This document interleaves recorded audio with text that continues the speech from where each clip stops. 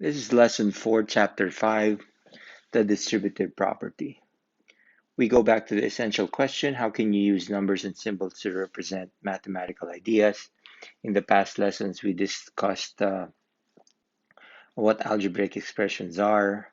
We discussed numerical expressions, and we also discussed how to evaluate uh, expressions. Okay, and in order for us to understand more about evaluating expressions, we need to understand this particular property, which is the distributive property. Lesson 3 talks about all the other properties of operations. Talked about the commutative property, the associative property, the identity property for both multiplication and addition, and the multiplicative property of zero. So another property that is very important in algebra is what we call the distributive property. And we are going to talk about that. We're going to define what it is, okay? And we are also going to define equivalent expressions. So in this lesson, these are the two things that we will be learning: how to use the distributive property to evaluate numerical expressions, and how to model the distributive property using algebra tiles. So two things, okay? We're going to use it to evaluate numerical expressions, and we are going to look at algebra tiles, okay, and model the distributive property and see how it works. Okay, let's take a look at the real world link. Jordan buys 3 notebooks that cost $5 each. He also buys 3 packages of pens for $6 each. Write an expression that shows the cost of 3 notebooks added to the cost of 3 packages of pens. Since he bought 3 packages, 3 notebooks, okay, we will multiply the 3 notebooks with $5. And since he bought also 3 packages of pens, we will multiply that also by 3. Okay. Again, if we are going to write an expression that shows 3 times the cost of the 1 notebook and 1 package of pens, this is how the expression would look like. Okay, we will get the number 3. Okay, and this is your 5 right here, and that's your 6. So that's how the algebraic expression will look like. The 3 goes there, this is the 5, and that is the 6. Okay, and if we want to evaluate this expression, okay, it says here evaluate both expressions, and what do you notice? Okay, if we evaluate the first expression, this one right here, okay, we do that, this becomes 3 times 5 is 15. 3 times 6 is 18 according to the order of operations. This becomes $33. And again, if we use the order of operations, this is 11, this is 3, multiply those two, will also give us $33. Okay, so we notice that they are both $33, okay, for both of them, meaning that they have the same value. Okay, and this is the concept that we will be studying in this lesson. Okay, now let's take a look at number 5. Suppose Jordan buys 5 notebooks that cost $3 each and 5 packages of pens that cost $1 each. Circle the expressions that represent Jordan's purchases. Okay, just like this one, instead of 3, this becomes 5. This becomes 5 as well. So if you look at what it looks like, okay, here, this is how it's going to look like. This one is 1. Okay, well, don't know why that is not a circle. Do that again. 5 packages for $3. Okay, 5 packages or 5 notebooks for $3. And you have 5 packages for $1. Okay, and if you are going to use the same method as number 2, this is the one we need to circle. Okay, the difference between those two and the middle expression is that these are all multiplication. If you notice this expression, Okay, it has addition combined with multiplication. Okay? Okay, suppose Jordan buys two rulers that cost $1 each and two folders that cost $1.50 each. Circle expressions that represent Jordan's purchases. Again, it is a combination of multiplication and addition. And if you look at it carefully, this one works. Two notebooks for $1 each, okay, and two folders for $1.50 each. This also works because this is the same thing. This is your notebook, this is your ruler, okay, sorry, this is your ruler, this is your folder, and they both come in two packages, okay. So both of those expressions work for number 5. And this is a preview of what we call the distributive property. And in the distributive property, okay, it simply states that to multiply the sum, okay, multiply a sum or difference by a number, multiply each term inside the parentheses by the number outside the parentheses. Okay, again, how does that work? Take a look at the symbols here. You have A times B plus C. It becomes A times B plus A times C. If you notice, A has been distributed to B and A has been distributed to C to become AB and AC. Now it also works with subtraction, okay? So if you have A times the quantity B minus C, you distribute A to B, which becomes A times B, distribute A to C, which becomes A times C, okay? Good example is this one right here, okay? You have 4 times the quantity 6 plus 2, distribute 4 to 6, which becomes 4 times 6, distribute 4 to 2, which becomes 4 times 2. So you can actually write arrows there, okay, so that you can easily see how the number 4 has been distributed to both 6 and 2. And if you also notice, you keep the addition sign, okay. So 4 times the quantity 6 plus 2 is the same as 4 times 6 plus 4 times 2. When you talk about subtraction again, 3 times the quantity 7 times 5, you distribute 3 to 7. So that becomes 3 times 7. And you distribute 3 to 5, that becomes 3 times 5. And you simply keep the subtraction sign in the middle. Okay? So that's what the distributive property means. So let's take a look at algebraic algebra tiles and see how these work with algebraic expressions. Okay, so we can model the distributive property with algebraic expressions using algebra tiles. The expression, for example, 2 times x plus 2 is modeled below. Okay, so this is 2 times x plus 2 right here. Why? Because this is an x tile and these are two unit tiles right here. Okay, so that is the model for x plus 2 using algebra tiles. Now let me just give you a little background on algebra tiles, why they are called algebra tiles. So if you look at, okay, the green rectangle x, the reason why it's called an x tile because the length is x and the width is 1.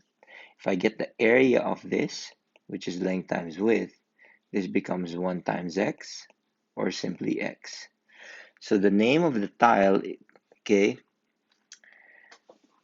comes after the area of that particular tile. And the area of this particular tile is x. That's why it's called an x tile. Okay, on this one, the yellow tile, see if I got yellow. There you go. Okay, so I have two yellow tiles. Why is it called 1? It's called 1 simply because the dimensions are 1 by 1. Again, if I get the area of this, let me put it black so you can see better. Again, length times width, which is 1 times 1. area is 1. And that's the reason it's called a unit tile, because unit represents the number 1. Okay? And that's why they're called unit tiles. So we now understand why is this an X tile, why this is a unit tile, and if we model them, this becomes X plus 2. Okay? So after doing that, it's saying on top 2 times X plus 2 right here. So 2 times X plus 2 means we need to double this model. So this is how it looks like. If you double that model, you now have one X plus 2 and another X plus 2. Okay? So we double it. So we now have 2 times the quantity X plus 2. Okay? Now if you notice, when we simplify it, how many X tiles do you see? Okay, we can actually now put the X tiles together and put all the unit tiles together. We have 2 X tiles.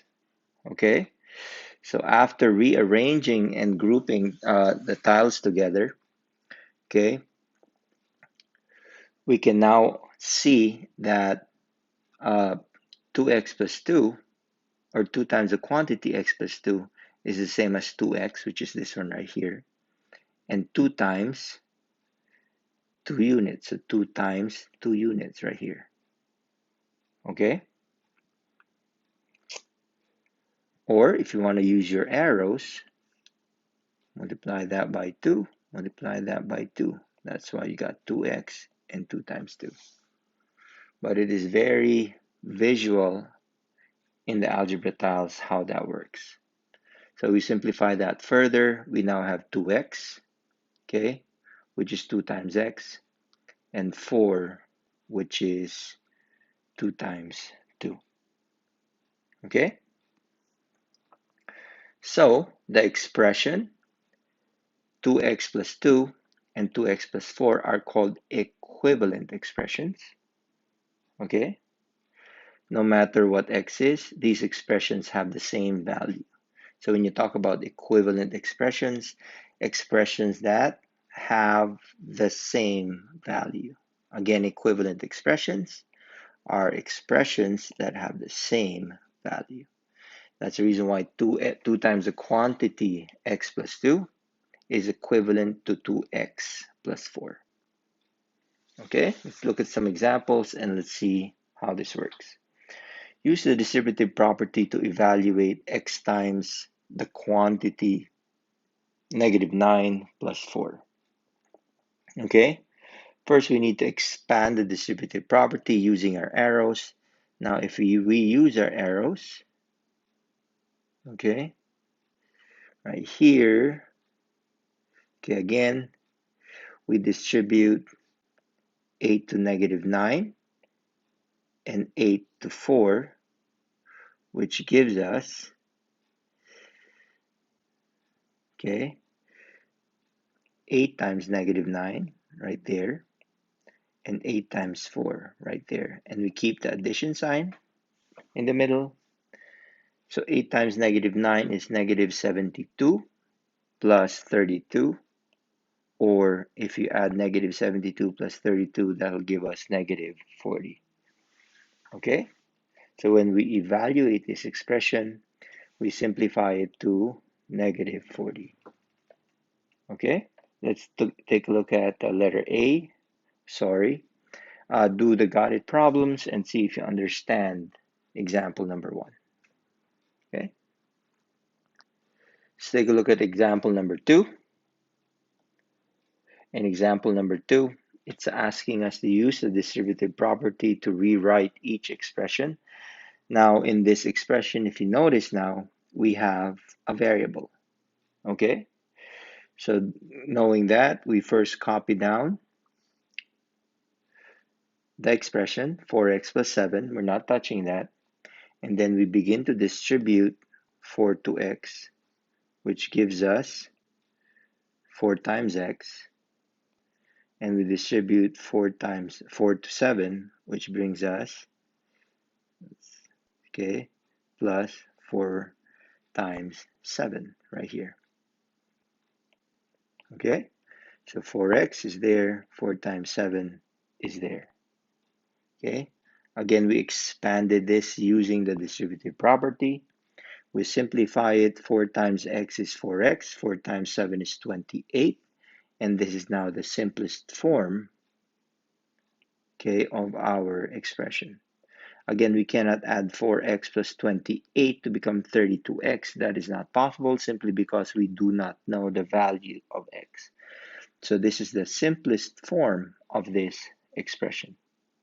Okay, take a look at example number 3. Again, we rewrite 6 times the quantity p minus 5. Okay, so we rewrite 6 times the quantity p minus 5 right there. Again, you can use your arrows if you want, make your life easier. Okay, distribute 6 to p and 6 to negative 5. This is what we get. 6 times the quantity, 6 times p, 6 times negative 5. Okay, we don't actually have to rewrite it this way, and this is the one that comes out. So after you distribute 6p to 6 and 6 to negative 5, you end up with 6p plus 6 plus negative 5. Okay. If you also want, you notice that 6 times negative 5 is the same as negative 30. So you will end up with 6p plus negative 30. Now you have too many signs here, plus and negative, so you basically have to simply take out the plus sign, because 6p plus negative 30 is the same as 6p minus 30, which is the same as the definition of subtraction. Okay, way back when you were learning adding and subtracting integers, okay, you learned that a minus b is the same as a plus negative b, and that is the definition of subtraction. Okay, now again, another way to do that is to simply multiply 6 times p, which is 6p, and 6 times 5, which is 30, and simply keep a subtraction sign. Okay? All right, let's take a look at example number 4. Negative 2 times the quantity x minus 8. Okay, again, copy the problem first. This is too high. Let me bring that down right there. Okay? We don't need to put it in brackets because we can already multiply straight. Okay, so now when we have negative 2 times x, it'll give us negative 2x. Okay, negative 2 times negative 8. Okay, this is now where it comes in. Negative 2 times negative 8 will give us positive 16. Okay, so if you look at this carefully, this becomes negative 2x plus 16. Okay, take note. Okay, the operations, the rules for integers when multiplying integers apply. A negative times a negative, okay, right here, will give you a positive. That's the reason why you have negative 2x plus 16. And this is the simplest form. Okay. Example number 5. Now we have two variables, x and y. Okay. So in example number 5, okay, we first copy down the problem. Same here, 5 times the quantity negative 3x plus 7y. We distribute 5 to negative 3, which gives us this. And we give it 5 to 7y, which gives us this, 5 times 7y. And if we simplify it further, we now have negative 15 xy, which is 5 times negative 3, negative 15, keep the x. 5 times 7 is 35, keep the y. Okay, so the simplest form is negative 15x plus 35y. And finally, example number 6, dealing with fractions. Principles are the same. Okay, first copy down the problem, like what we always do. Okay, 1/3 times x minus 6. We distribute 1/3 to x, okay, and 1/3 to negative 6. which gives us the next step, which is now 1/3 x plus 1/3 times -6. Okay, again, if you notice these types of problem, okay, the subtraction becomes positive because again, going through the definition of subtraction, x minus 6 is the same as x plus -6. So when you use the distributive property, okay, you're less confused because now once you make it into an addition statement, okay, you can actually understand why it's positive or plus or minus in the end. So after we do that, we distribute that. 1/3 x remains 1/3. 1/3 times -6, we know that a positive times a negative will give you a negative. So 1/3 x plus -2, okay? And again, according to the definition of subtraction, okay, 1/3 x plus -2 is simply the same as 1/3 x minus 2, right there. And this is the simplest form of 1/3 times x minus 6. Okay, do the guided problems D to G, and let's see if you understand all the examples up to number 6. Okay, and finally, the last example will always be a word problem example. Okay, and in this word problem, it is Mr. Ito needs to buy batting helmets for the baseball team. The helmets he plans to buy are $19.95 each. Okay, find the total cost if Mr. Ito needs to buy 9 batting helmets for the team. Okay, again, okay, let's read the problem again. So he needs to buy batting helmets for his team, and he plans to buy helmets that cost $19.95 each. So we're asked to find the total cost. Mr. Ito needs to buy 9 batting helmets for the team. Okay? Okay, so let's take a look at this and let's see how we can work it out using the distributive property. Okay, we know the easiest way of doing this is simply multiplying 9 times, okay, 9 times 1995. Okay, but we want to use the distributive property to be able to show this, and by using the distributive property we can actually solve this mentally. So our first step to using the distributive property is this. We rename $19.95 as $20 minus 5 cents. Okay, so if we get $20, subtract 5 cents, you get $19.95. Okay, now we are going to use the distributive property so that we can solve this mentally. Okay, now again, we're not estimating, we're getting the total cost. Okay, so we can still find the total cost without estimating by using the distributive property. So doing that, we can now use the distributive property since we are buying 9 helmets, okay, and we rename 1995 as $20 minus 5 cents. We now have 9 times 20 minus 5 cents, or 0.05.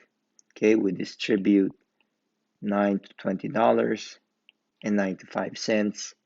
We end up with 9 times $20 and 9 times 5 cents. Now notice the subtraction sign remains the same. 9 times $20 is $180. 9 times 5 cents is 45 cents. And we simply subtract that using your math with money. $180 minus 45 cents is simply $179.55. So the total cost of the helmets is $179.55. Okay? Do the last guided problem and let's see if you understand example number 7. And we are done with the lesson. Thanks for watching.